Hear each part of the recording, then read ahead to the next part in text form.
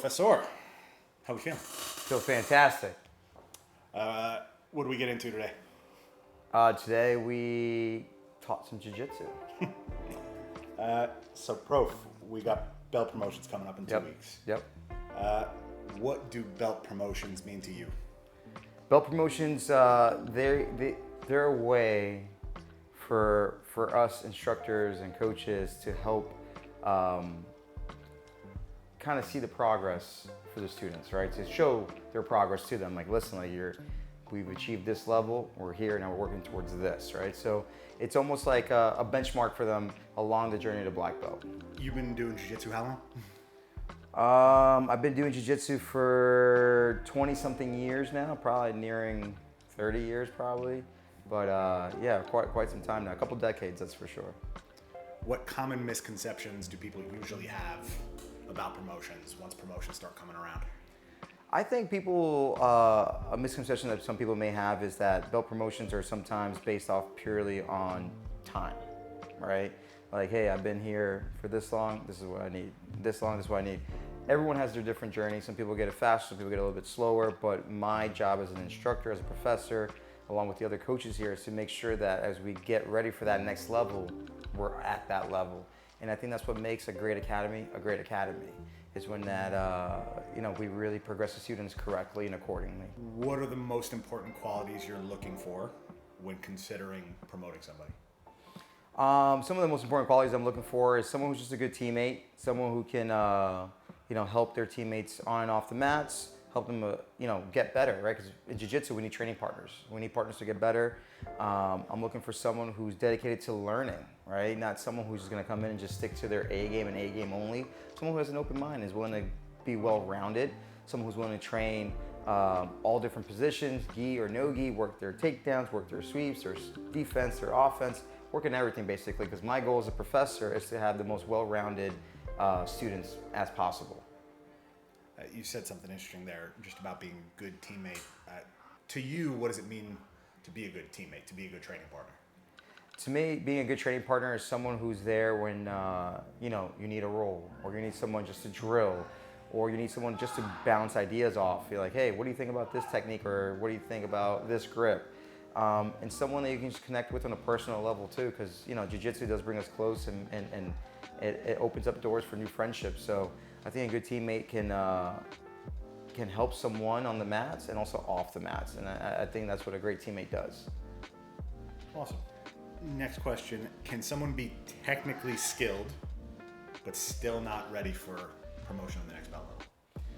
Yes, I do believe so. I believe that could be a thing, and it has been a thing before. You can be at a technical level, super sharp technique and this and that, but I think that what also goes along with getting to whatever level it is that the student's going to get to or working towards is also being mature enough to be at that level, right? Can you be a good teammate? Can you be a role that everyone can benefit from and learn from and get better with? Can you keep your cool under pressure, right? These are all X factors I think that go into grappling too, that you can be super technical, but if you have someone who can meet your technical level, can you stay composed? Can you figure your way out of bad spots and make your way into good spots? So I think we could be at a technical level where we're ready for the next level, but if we're not mature in those ways, I would like to see the student get there first. So when we get to that next level, we're ready for everything and every challenge that's presented to us. Just gotta cook a little more. Cook a little bit more. Yeah. Jiu-jitsu's a long, hard journey. Yeah. There's a lot of ups and downs. Yeah. What are some signs a student is improving, even when they don't think that they're making any progress?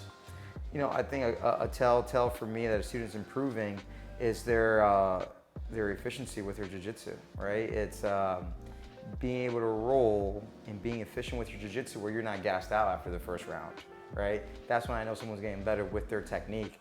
You'll see someone who's fairly new, and something that's pretty common amongst people who are new or white belts or even some blue belts in the beginning stages, they gas out, right? They have their 1 or 2 moves they go to, if they can get it, perfect, but if they struggle to get there, they tend to gas out and struggle. When I see someone who can continue on a roll, no problem, cardio-wise, while still shooting out technique, whether it be offense or defense, that to me is a sign that they are improving.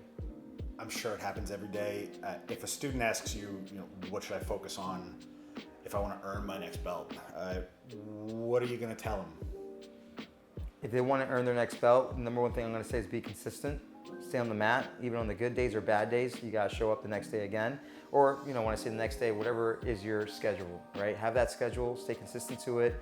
I think like myself and other professors, other coaches, they love to see their students on a regular basis, right? It's the best way for us to see the progress, right? If someone comes in and disappears for months and then comes back like, hey, am I ready for the next belt? I'm like, I don't know. I haven't seen you in a few months. I got to see the student roll. I got to feel the student roll. I got to see their technique and how they're doing under pressure when someone else is maybe being the hammer in that round, right? And again, going back to what I said earlier, are they good teammates? Are they, helping the whole entire room get better? Those are the things that I look for, but being consistent is number one. What advice do you have to those people who just feel stuck or frustrated?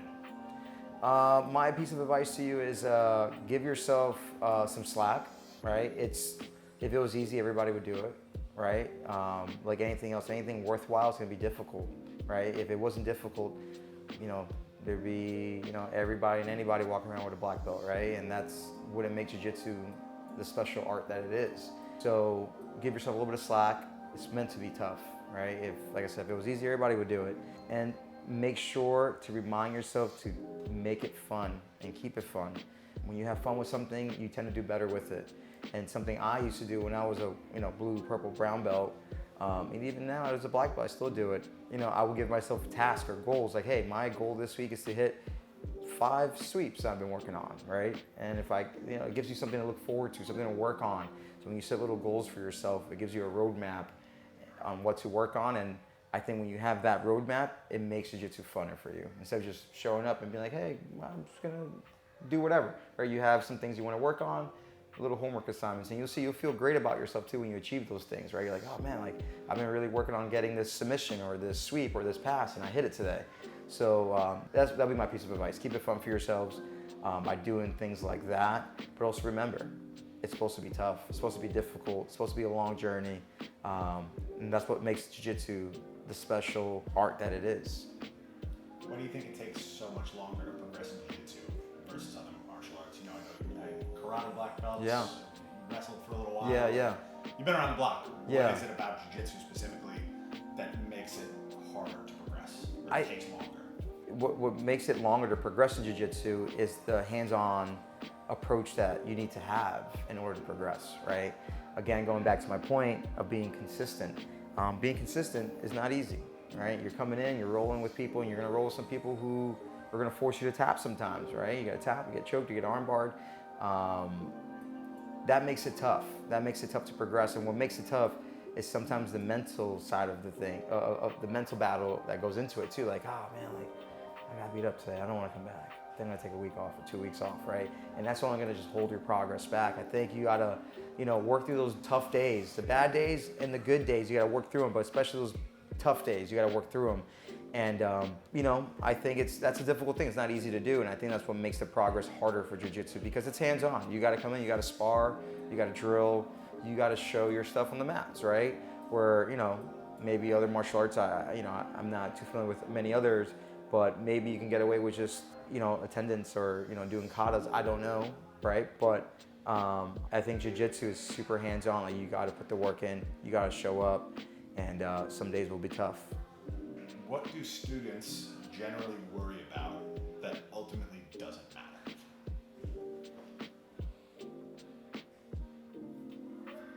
The time. I think it's the time. I think people got to focus on their own journey. Don't compare yourself to others. You can sit here and be like, hey, so-and-so got their black belt in 3 years. So-and-so got their black belt in 15 years, right?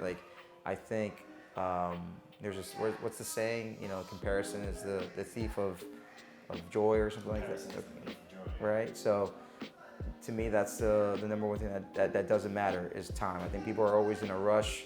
Not always, not all people, let's say, but sometimes I've seen over the years, people are like, they're really hungry to get to that next belt, which is the right mindset, but don't let the belt color and how fast you get to it be the number one thing that matters the most to you. The thing that matters the most is your progress and just you improving as much as you can every day and having fun with it. So you've mentioned, being a good training partner a Yeah. couple of times. Like, what role does character play in promotion discussions? Like, when you're considering promoting people, what does their character play in that conversation?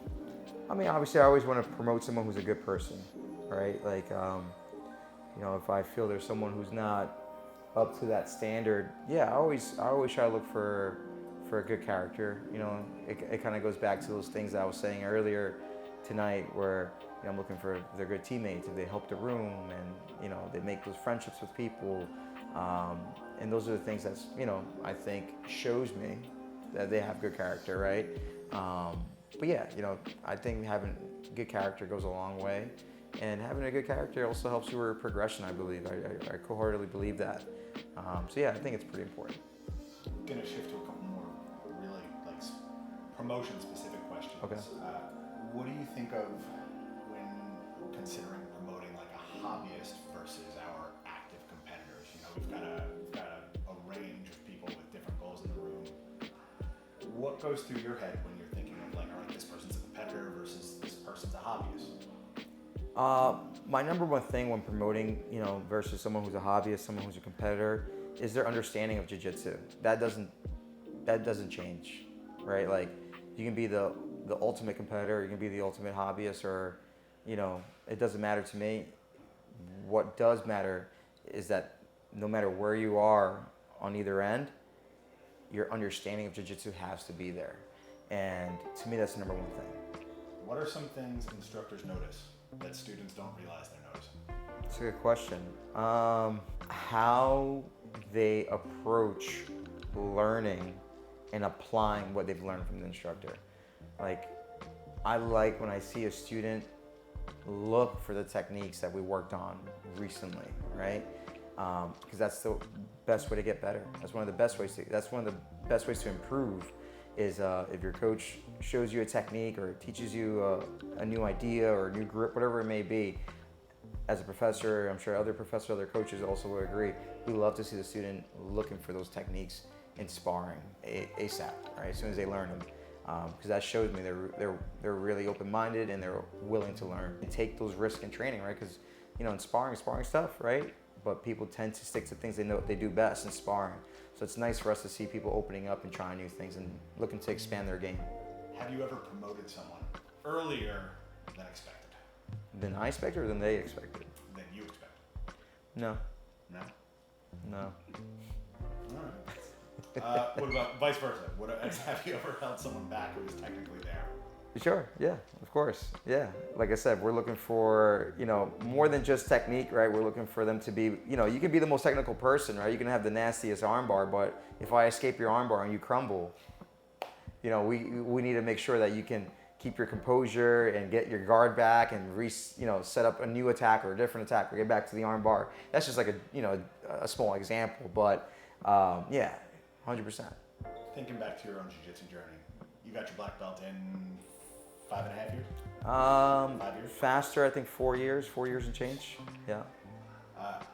Which promotion meant the most? Black belt, for sure. Black belt. I'm saying when I got my black belt, I was, I knew this was the start of looking to achieve my goal of becoming the best in the world. For me, I wanted to be a competitor ever since I started, and my number one goal was to prove I was one of the best grapplers in the world. And I knew when I got my black belt, I could go ahead and do that now. Is there a promotion that you've awarded that jumps out in your head that like you'll never forget that promotion? They're all special to me.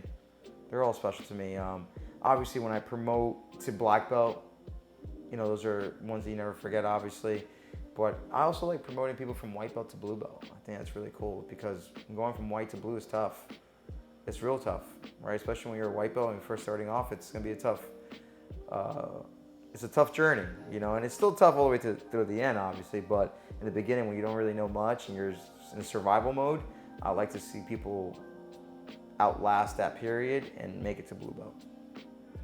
What do you think's the hardest jump? White to blue, blue to purple, so on and so forth? I think blue to purple.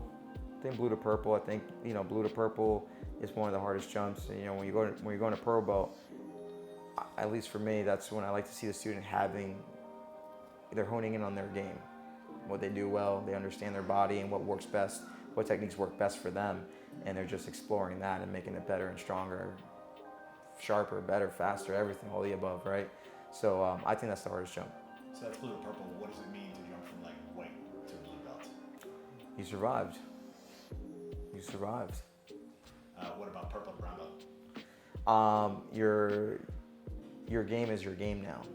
Like your game, and you do it well. And the age-old question, what about brown to black belt? You're mature.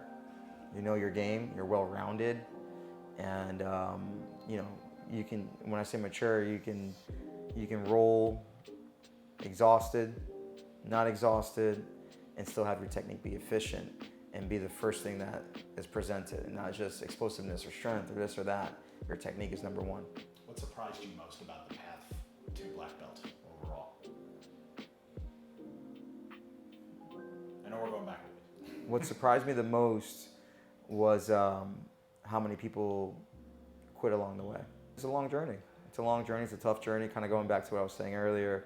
It's not an easy journey, and going through the ranks, I went through the ranks, started off with a lot of people who unfortunately just stopped training. They meet a certain level and they're just like, all right, that's it. I think it's a really cool thing to say, like, you made it to black belt. What is it like for you, and I think this will be the last question, what is it like for you personally to promote someone to black belt? It's just kind of solidifying myself within their history of jiu-jitsu and their story, if you may. And I'm forever part of that journey, right? And it's something that's special for the student and for myself as well. It's a bond that we have forever. I like that. All right, now the real last question. Mix and 5? Absolutely. Mix and We got this, baby. Let's go. Awesome, man. I think that's it. The barbell. Appreciate you, bro. That was good. Thank you, sir. That's for a blog?